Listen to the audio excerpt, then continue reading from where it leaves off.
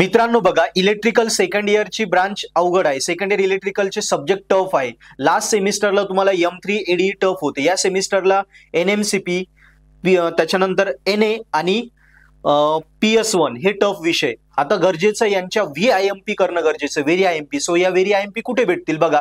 Power system 1 ची तुम्हाला IMP free लागत असेल तर तुम्ही इलेक्ट्रिकलचा M3 चा किंवा NMCP चा कोर्स सबस्क्राइब करा. त्या कोर्समध्ये पॉवर सिस्टीम 1 चे IMP क्वेश्चन जे 45 मार्कचे ते फ्री IMP क्वेश्चन आम्ही तिथे अवेलेबल करून दिले. जो NMCP आणि M3 चा कोर्स सबस्क्राइब करेल त्याला ते भेटून जातील.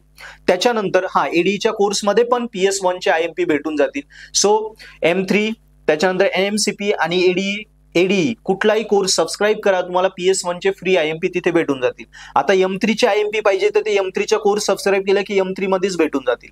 NMCP चे IMP NMCP च्या कोर्स मध्ये तिथेच भेटून जातील. तो सबस्क्राइब करून घ्या NMCP चा कोर्स. आणि ADE चे IMP ADE च्या कोर्स मध्येच ADE चा कोर्स सबस्क्राइब केला की त्याच्यात भेटून जातील. ओके, सो या तिन्ही विषयांमध्ये M3 NMCP आणि ADE मध्ये ज्या त्या विषयांचे IMP आहेच, प्लस PS1 चे पण IMP आहे. सो कुठलाही कोर्स सबस्क्राइब करा, त्या सब्जेक्टचे IMP प्लस PS1 चे IMP तुम्हाला भेटून जातील. सो मित्रांनो, हे टफ विषय आहे आणि हे स्कोरिंग झालेच पाहिजे. त्यामुळे या विषयांचे IMP क्वेश्चन साठी नक्की आपला कोर्सेस सबस्क्राइब करा. आणि सेल्फ करण्यात वेळ घालवण्यापेक्षा जे आम्ही शिकवलं आहे एकदम सोप्या पद्धतीने, बेस्ट ऑफ बेस्ट टीचरने, बेस्ट क्वालिटी ऑडिओ व्हिडिओने आम्ही शिकवलंय, ते बघा आणि तेच व्हिडिओ लेक्चर करा, नोट्स IMP बघा आणि पेपर सॉल्व्ह करा. Okay, thank you.